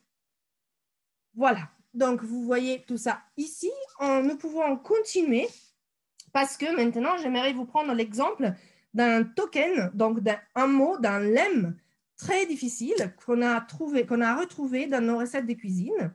Notamment, il s'agit du mot filant. Et comment on a fait pour donner toute sa dimension, pour restituer toute sa dimension de compliqué à l'ordinateur? Comment on a fait pour raconter que ce mot filant, il est compliqué? Parce qu'on a utilisé le logiciel Heterotoki qui nous permet justement de montrer que filant, par exemple, ici, vous voyez le mot filant, vous voyez fro, ça veut dire français ancien, ça se dit filant, et puis en français, FR, on a remis filant, parce qu'on ne peut pas donner une traduction en français moderne sans passer par une périphrase. Or, on a signalé ici, qu'est-ce que ça veut dire le petit sigle HTK, technical loan, from, of, etc. Ça veut dire que ici, puisqu'il n'y avait pas une traduction possible de ce mot du français ancien, du français du Moyen-Âge en français moderne, alors nous avons fait un emprunt technique, un technical loan, un emprunt technique. Nous avons dit en français, on va dire que c'est aussi filant, et en anglais, parce que c'est la langue pivot, on l'a traduit avec pour, ça veut dire verser. Néanmoins, nous voulons donner toute sa dimension lexicale, toute sa dimension sémantique. À ces mots, nous ne voulons pas la perdre. Alors, comment on peut faire? Eh bien, toujours dans le logiciel hétérotoki, nous avons un espace de définition. Donc, nous avons dit, tiens, ce mot filant, bah, il veut dire, OK, verser, mais verser délicatement en un filet. Donc, nous avons pu donner une définition. Et cela n'est pas perdu parce que ça va apparaître après dans notre édition numérique scientifique. Ce qui fait justement que ce n'est pas juste une édition numérique, mais c'est une édition numérique scientifique parce qu'il y a tout ce travail sur les mots, sur la lexicologie, sur la sémantique d'un mot. Aussi, l'autre chose intéressante pour nos amis historiens, c'est que dans les notes, on peut aussi dire qu'il y a des erreurs du copiste. On a trouvé un mot, ifile, qui veut bien dire verser délicatement en un filet, mais il s'agit d'une erreur du copiste. Donc, cette information, elle est maintenue grâce aux données qu'on a saisies ici dans ce logiciel. Aussi, vous voyez ici tout en bas, on a collection, instruction. Donc, on voit que ce verser délicatement en un filet, il file, voilà, ça veut dire, filant, ça veut dire, c'est une instruction de cuisine. Donc, dans notre édition numérique, elle apparaîtra en marron, coloré de marron, parce qu'il s'agit d'une instruction. Je vais vous montrer tout ça après, mais gardez ça en tête, que hétérotoki nous permet de garder toute cette dimension sémantique, aussi culturelle, si je peux dire. Voilà, elle nous permet de garder tout ça et aussi un peu cette dimension historique du mot, parce que là, il y a une erreur du copiste. Que si on avait utilisé un autre type de logiciel, comme par exemple OpenRefine ou quelque chose d'autre, où on avait tout simplement fait, on s'était limité à faire tout simplement une liste dans un tableau Excel ou une liste en Word, ben, toutes ces informations-là, on les aurait perdues. Mais continuons encore. Ce mot filant, il est toujours très intéressant parce qu'on voit aussi qu'il est fait avec des graphies différentes. Vous voyez ici, il y a fro, il y a filet, F-I-L-E-R, F-I-L-E, accent aigu S, etc., etc. Donc, nous pouvons aussi mettre toutes les variantes orthographiques du même mot. Et d'ailleurs, ici, il y a marqué HTK, donc hétérotoki, variant of, filant. Donc, c'est une variante, filet, c'est une variante du mot, du filant, donc du mot qui veut dire verser en un filet. Voilà, donc nous avons fait ça pour tous les mots. Nous en avons autour de 7000 mots, nous traitons. Donc, nous avons rempli les fiches que je vous ai montrées auparavant, nous les avons remplies pour tous les mots afin de garder cette dimension justement scientifique, cette dimension historique, cette dimension littéraire, cette dimension sémantique. Et aussi, en continuant, toujours dans le logiciel hétérotoki, nous pouvons aussi faire une coordination sémantique et lexicale avec aussi l'ancien allemand. Or, je ne sais pas si dans le public, quelqu'un connaît l'allemand, ou voilà, mais de toute façon, je vais vous expliquer très, très vite. Donc, ici, nous avons que pomme, il y a un numéro Q89. Donc, ça, c'est notre numéro Wikidata pour dire qu'il s'agit de la pomme. La pomme qui vient de l'arbre, pommier, etc., etc. Donc, il ne s'agit pas d'une pomme, par exemple, Apple, comme la marque de téléphone, ou, etc. Pour faire une désambiguation. Pour que ça soit bien clair. Donc ici, nous avons pomme avec un seul M. Ce n'est pas une faute de graphie, non. C'est une graphie ancienne, en français ancien. Nous avons pomme en français moderne. Nous avons apple en anglais. Nous avons aussi le mot en arabe. Et après, nous pouvons faire un match, c'est-à-dire nous pouvons dire, tiens, le mot pomme En allemand, il se dit Apfel, mais il peut aussi être écrit avec toutes ses variantes orthographiques.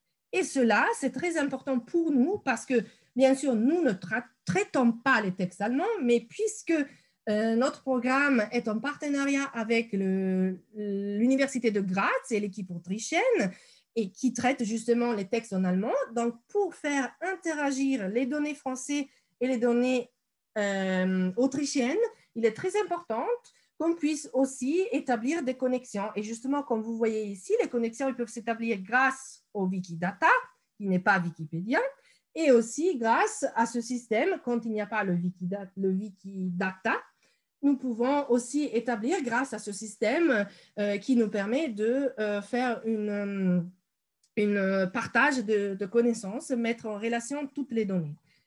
Bon, maintenant que je vous ai parlé de notre façon de faire, je vais quand même vous montrer comment on fait. Voilà, ça c'est le code, le fameux TEI, le fameux langage TEI, qui peut paraître un peu abscon, mais pas vraiment, parce que si vous réfléchissez bien, vous voyez, par exemple, il y a instruction, il y a le mot ingredient, donc c'est assez compréhensible aussi par un humain. Ce n'est pas juste une succession de numéros 321, 53, etc., qui est complètement incompréhensible pour un humain.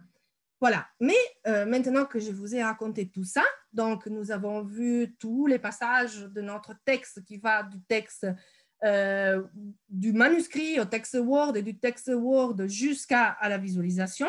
Maintenant, je vous montre un petit extrait de la visualisation que nous pouvons avoir. Je explique brièvement avant de conclure. Nos données sont hébergées sur le site sur notre site Corema, qui est hébergé par GAMS, donc par l'Université de Graz en Autriche. Nous avons ici la possibilité de cliquer différents boutons. Par exemple, si on clique le bouton ingrédients, nous voyons apparaître tous les ingrédients qui sont ici en gris. Par exemple, qui sont ici en gris, par exemple, on voit le mot vin avec sa traduction en anglais. Nous pouvons aussi appuyer sur le bouton dish. Il va nous faire apparaître tous les noms des plats en bleu. Par exemple, ici, bouillie lardée ou par exemple, cameline, sauce cameline, pâté, poivre aigre, moutarde dans la recette numéro 4, moutarde, etc. Nous pouvons aussi appuyer sur le bouton Tools, donc ça nous donne les ustensiles de cuisine, et ça va être en bleu clair. Pour l'instant, ici, il n'y en a pas dans cette capture de cuisine. Il y en a un, c'est plast. Dans la recette numéro 4, vous voyez le mot plast en bleu très clair. Et après, on peut aussi appuyer sur le bouton Instruction, qui va nous montrer les instructions, donc les actions qu'on fait en cuisine, par exemple comme larder ou prener ou mettez cuire ou cuire ou tremper ou bouillir, etc. C'est en marron, bien sûr. Il y a aussi la possibilité en cliquant en bas, il y a aussi la possibilité de voir la notice codicologique, mais pour des questions de temps, je ne vais pas vous embêter avec ça. Sachez aussi que vous ai présenté juste une capture d'écran. Pourquoi? Parce que le site internet du programme Corema, il n'est pas encore accessible au public. Il est juste accessible aux deux équipes, en fait, à l'équipe française et l'équipe autrichienne, parce que c'est encore du work in progress, donc c'est encore du travail qui doit être ajusté, qui doit être perfectionné, etc. Donc, on est encore en train d'y travailler. Mais dès que le site sera accessible à tout le monde, je vous enverrai un mail certainement et je vous mettrai tout ça sur notre blog de Hypothèse, donc, dans lequel nous mettons toutes nos nouveautés. Donc, Hypothèse, vous tapez sur Google Hypothèse Corema. Pour ma part, c'est tout. Si vous avez des questions, je suis disponible. Merci Denise pour cette explication très claire. Je trouve que ce travail est remarquable. C'est vraiment un outil. Ça ne va pas être tous les jours très passionnant à faire, mais pour nous derrière, ça va être un outil vraiment très très utile. Moi, j'ai commencé la tête dans les éditions et les manuscrits, et j'aurais vraiment souhaité avoir quelque chose comme ça. Ça m'aurait grandement facilité la tâche. Moi, j'ai fait du manuel à compter les mots, les doigts. Et donc, j'avais simplement une question, deux questions en fait. La première, elle est très très simple. Quand est-ce que to work in progress sera du work achieved and completed? Et, une question par rapport à, tu vois, tu as utilisé l'exemple de filant dans hétérotokie, c'est ça, hétérotokie. Exactement. Voilà. Et donc, en fait, il m'est venu une question par rapport, donc c'est pareil, c'est très clair, hein, mais j'avais une question par rapport à la forme grammaticale, aux formes grammaticales, parce que là, il me semble, alors je ne sais pas si c'est une coquille, mais sur le… C'est Alors, pas une coquille, non. c'est filant qui me paraît être un participe présent ou quelque chose, une forme adjectivale, et puis qui a été traduit par pour, Oui. qui peut quand même prêter à confusion. Alors, je ne sais pas si c'est le choix justement de lier ces mots, de mélanger les formes grammaticales ou de ne pas les prendre en compte. Est-ce que tu pourrais nous en dire plus là-dessus? Parce que si c'est une forme adjectivale, ça devrait être pourable, par exemple. Je ne sais pas. Ok, donc je dis d'abord la première question. La première question, le site, je pense qu'il va être prêt vers la fin de l'année prochaine, autour de décembre 2021. Il va être accessible, oui, 2021, bien sûr, oui. Il va être accessible à la fin de l'année prochaine parce que voilà, il faut aussi faire des modifications, etc. Et c'est toujours on est en échange très, très intense avec l'équipe de Graz. Voilà. Et puis, qu'est-ce que je peux dire? Ah oui, pour la question de grammaticale, c'était un choix éditorial, mais je laisse la parole à Bruno parce que peut-être il peut expliquer mieux que moi tous ces choix qu'on a fait. Oui, oui, alors c'est encore une fois le choix, je dirais, je ne sais pas si je peux dire ça, sémantique plutôt que, tu vois, lexical, quoi. Donc, ce qui nous intéresse, c'est le geste qu'il y a derrière, c'est la cuisine, quoi. Hein. Donc, c'est pas nécessairement la langue. En plus, si tu veux, dans l'idée, c'est qu'à un moment aussi, les instructions, donc au fond les techniques, hein, ça puisse être aussi accessible à travers les Q-Numbers, donc Wikidata, qui est un objet dont je voudrais parler, hein, parce que ce n'est pas si évident que ça, Wikidata. Hein, donc, puisque ça fonctionne tout comme Wikipédia, c'est-à-dire sur le mode collaboratif. Donc il y a beaucoup de choses à boire et à manger, comme on dit dans le domaine. Hein. Mais bon, l'idée, c'était quand même qu'à un moment ou à un autre, on puisse rapprocher ces techniques. Et ces techniques, tu le sais, s'expriment essentiellement par des verbes. Hein. Donc c'est vrai que dans ce texte-là, cette recette-là, le mot qui apparaît, il apparaît sous forme adjectivée, effectivement. Hein, voilà. Mais l'essentiel, c'est la technique qu'il y a derrière, tu vois, qui s'exprime par un terme d'action, un verbe. Voilà. C'est pour ça qu'on a fait ce choix-là, qui peut sans doute se discuter, mais nous, ce qui nous intéresse du côté des historiens de la cuisine, ça ne veut pas dire qu'on se désintéresse des mots, hein, du tout. Hein. Mais quand on a un choix à faire de simplicité, on va aller vers ça. Voilà, c'est ça l'explication pour l'essentiel. Donc, ce n'est pas du tout une coquille. Hein. C'est un peu volontaire, quoi. Voilà. Alors, je ne te cacherai pas qu'on est bien avancé, et encore, du côté des ingrédients. On est nettement moins avancé du côté des techniques et des récipients. Souvent pour une raison simple, c'est que nous n'avons pas d'équivalent pour les récipients, par exemple. Nous ne comprenons pas encore, contrairement à ce que disent certains, à quoi correspondent exactement ces récipients. Donc, au fond, ici, les données qui ont été rassemblées par Corema nous permettent d'avancer, tu vois, plutôt qu'elles nous donnent une réponse immédiate. Je ne sais pas si je me suis bien fait comprendre. Voilà. Donc, grâce à l'ensemble de ces données, on va pouvoir avancer sur ça et donc progresser dans l'identification. Voilà. Je ne sais pas si j'ai répondu, Dino. Ah, tu as très bien répondu, merci beaucoup, c'est très clair. Et donc, je réponds à une question que tu n'as pas posée, mais bon, pour l'Angleterre, on espère un jour étendre tout ça. Hein. Je ne suis pas loin si besoin. Non, mais il y a une masse de traités. Ouais, ça fait peur. Ouais. Ça fait peur. Et après, il faut réfléchir quel est le mode le plus économe, si tu veux, de procéder. Même si, quand on applique certains modes, ça n'est pas après sans conséquence, c'est ce qu'on va voir tout à l'heure. Enfin, tout bientôt, parce que mine de rien, il est 45. Est-ce qu'il y a une autre question très courte à Denise? Un très bon exposé de Denise et de Corentin. Merci beaucoup tous les deux. C'était vraiment très éclairant. Il y avait Marion qui souhaitait intervenir. Donc si Pas on trop long, hein, Marion, tu promets, hein? Promis. Promis. Vas-y. Oh, c'est juste pour compléter la réponse de Bruno à Dino Meloni sur la question de Filan et la question des traductions, parce que ce que vient d'exposer Bruno, c'est très complexe à rendre de manière simple et efficace dans une procédure informatique. Or, c'est des étapes qui sont importantes, aussi bien pour avoir un traitement informatique de qualité derrière, que pour respecter la qualité scientifique qui est en amont de ce traitement informatique. Et si on prend cet exemple de Filan, lorsque j'ai accompagné Denise à la rédaction de ces fiches éditoriales là, sur ces tokens, là, qui sont des unités, des objets informatiques,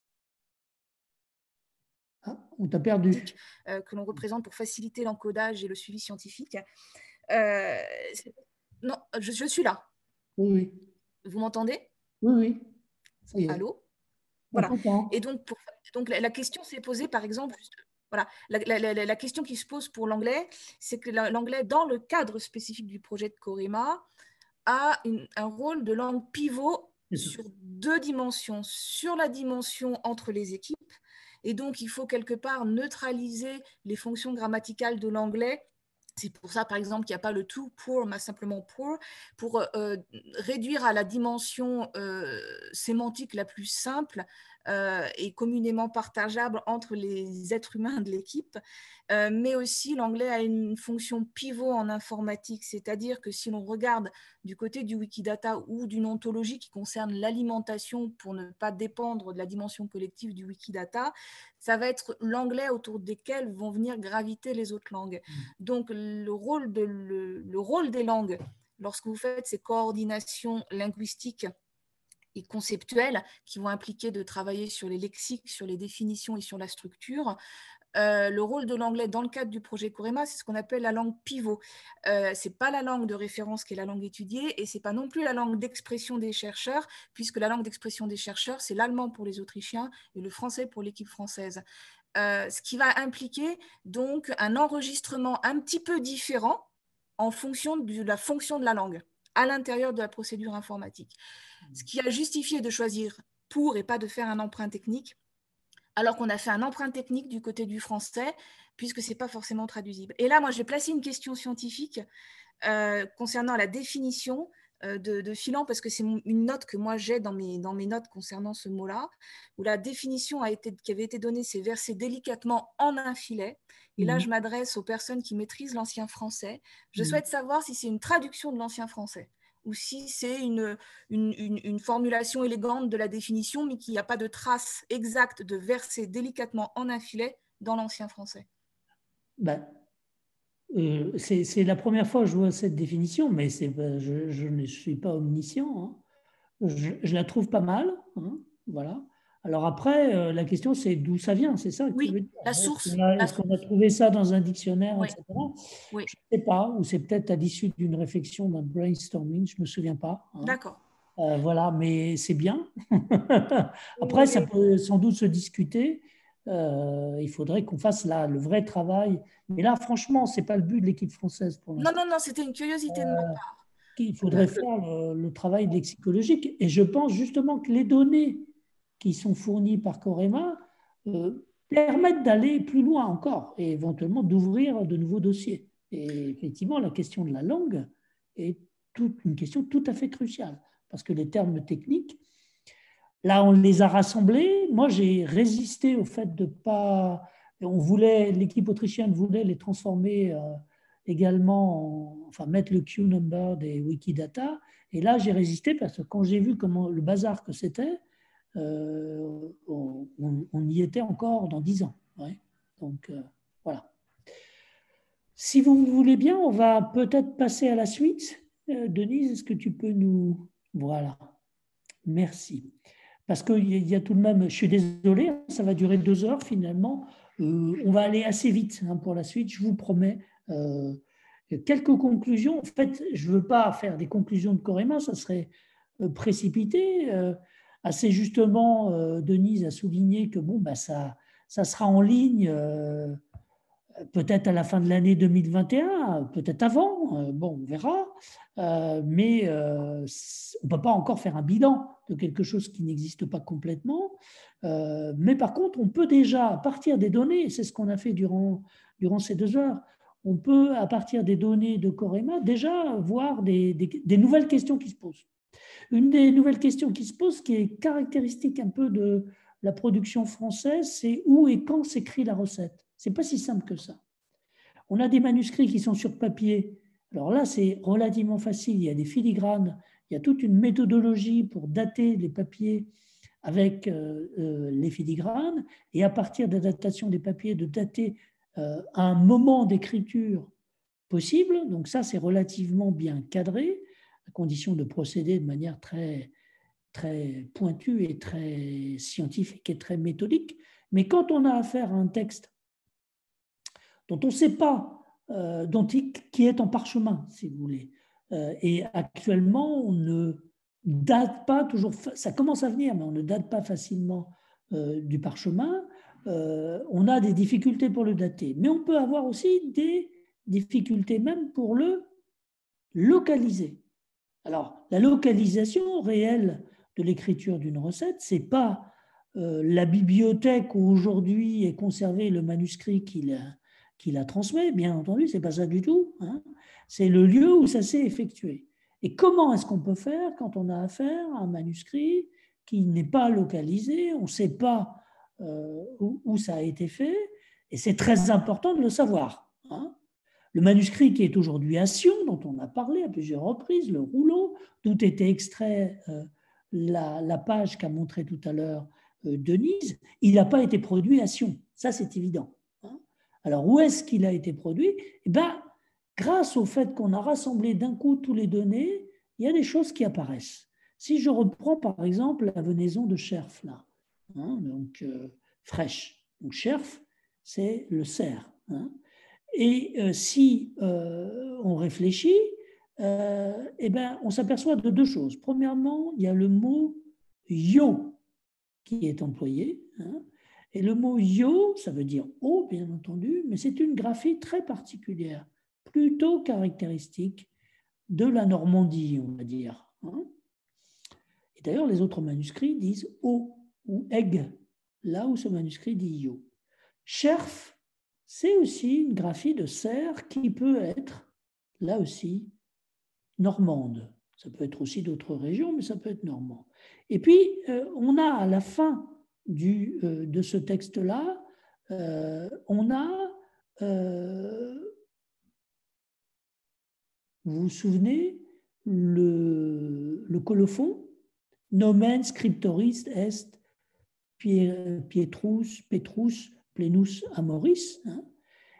En fait, il y a eu un petit article récent, il fallait aller le trouver, parce que c'était sur l'identité d'un copiste d'un manuscrit conservé à Madrid. Bon, par coup de chance, je suis tombé dessus. Et qu'est-ce que nous explique cet article ? Il nous explique que la formule nomen scriptoris plenus amoris est souvent trouvée dans les manuscrits, soit d'Angleterre, soit de Normandie, et qu'elle n'est pas attestée avant le XIVe siècle. Alors, il y a 2 choses intéressantes. 1, la Normandie, bien sûr, ça vient confirmer. Et puis, deuxièmement, pas avant le XIVe siècle, ça signifierait que dans la datation qu'on admet habituellement, qui a été avancée par Ebicher, le premier éditeur du manuscrit de Sion, ce n'est pas le XIIIe siècle qu'il faudrait privilégier, c'est plutôt le début du XIVe siècle. Donc, vous voyez, là, les données nous permettent d'avoir ça de manière tout à fait claire. Sur la question de la variante, qu'est-ce que c'est qu'une variante ? L'examen des manuscrits lui-même nous donne des éléments d'appréciation. On parlait tout à l'heure de la lecture des rouleaux. Ce n'est pas évident à lire, mais en fait, vous voyez qu'il y a des signes qui permettent de repérer.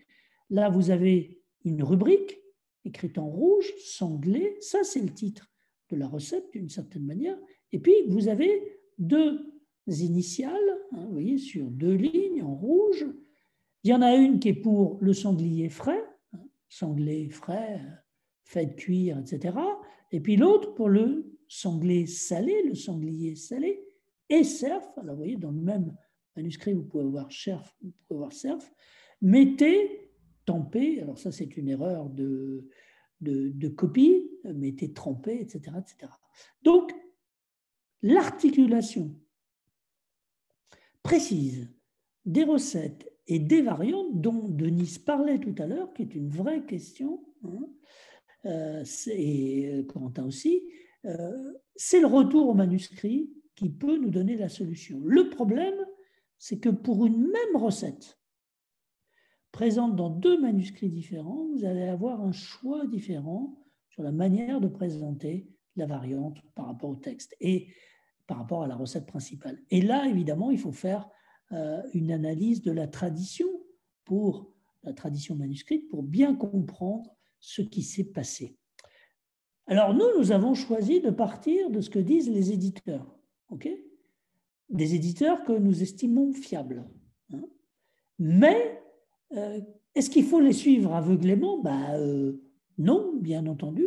Et dans certains cas, ça nous pose des difficultés.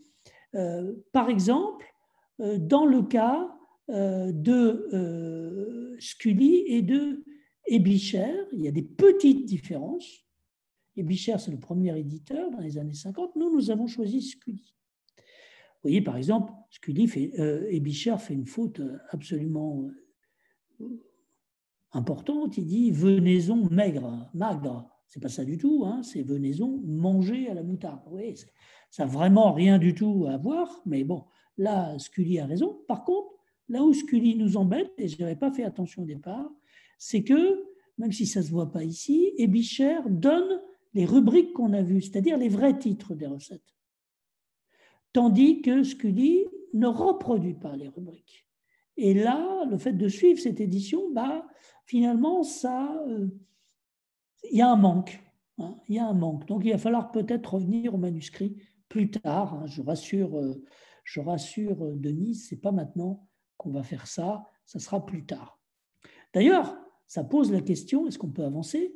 Ça pose la question de ce que vont devenir ces données, non seulement, donc la question de la suite, non seulement elles vont être mises en ligne, mais elles vont être évidemment, j'espère, consultées, travaillées.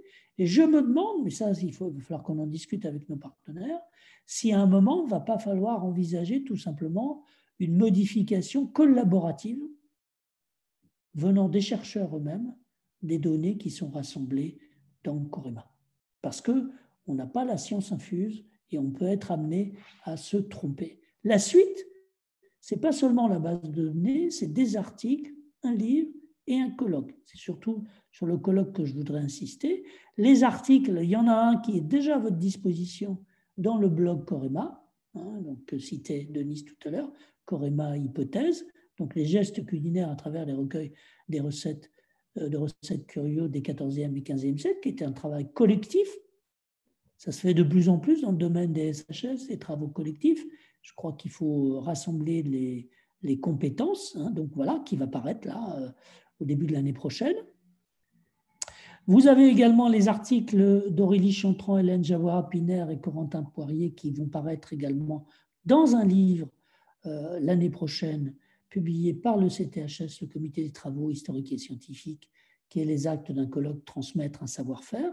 Et puis enfin, il y a un livre qui est en préparation, qui va être une édition de 3 recueils plus ou moins inédits de recettes culinaires écrits en France, soit en français, soit en latin, pour la prestigieuse collection des documents inédits sur l'histoire de France. Donc l'avenir est radieux, même si le programme va devoir formellement s'arrêter, donc en tout cas en France, pour l'été.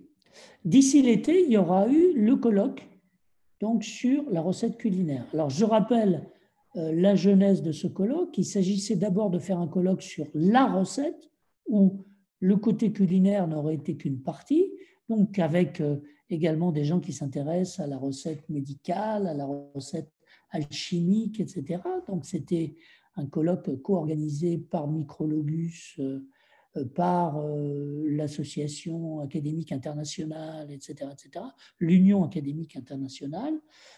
Donc c'était un colloque extrêmement prestigieux. On a déjà dû le reculer à plusieurs reprises, pandémie oblige.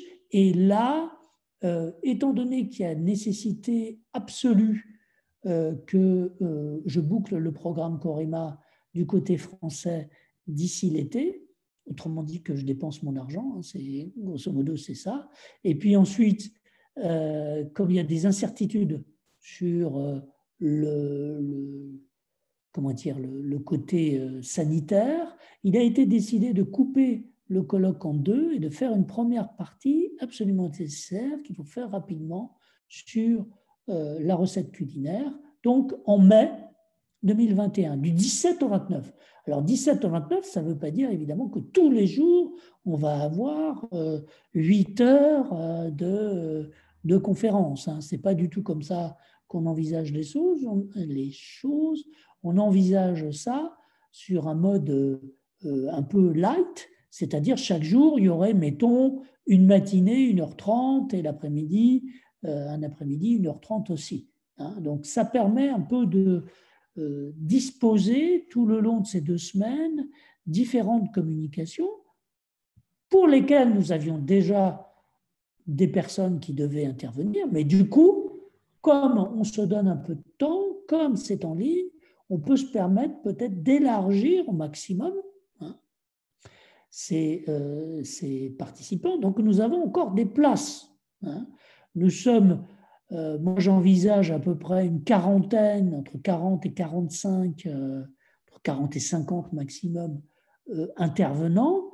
Nous avons encore une quinzaine de places. Donc il faudrait que s'il y en a qui ont des propositions, ils n'hésitent pas à nous écrire à colloque-recette@gmail.com. Alors pour proposer quoi? Ça peut être une communication de 20 minutes, plus 10 minutes de discussion. Donc on va vous envoyer hein, l'appel à candidature. Ça peut être aussi, alors je ne sais pas pourquoi il y a 90 minutes là, qui est là, mais ça ne devrait pas être là. Ça peut être aussi des tables rondes, une table ronde, hein, donc là aussi en 90 minutes. Donc ces communications seront, oui je sais pourquoi il y a 90 minutes, ces communications, les papers là seront rassemblés 3 par 3, ou éventuellement 4, ou éventuellement 2, dans des sessions, dans des panels. Hein. Donc, et un panel ne pourra pas faire plus de 90 minutes.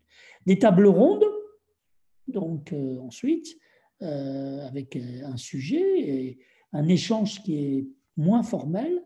Alors, ce qu'on appelle des project slam, c'est-à-dire des interventions en quelques diapositives, en 5-10 minutes. Alors, vous voyez, comme on travaille avec nos amis autrichiens, ils sont précis, donc eux, ils ont fixé ça à 6 minutes, mais bon, il y a une petite tolérance jusqu'à 10.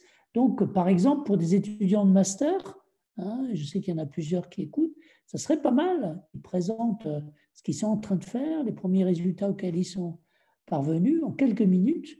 Ça serait une bonne initiation au fait d'intervenir devant un colloque.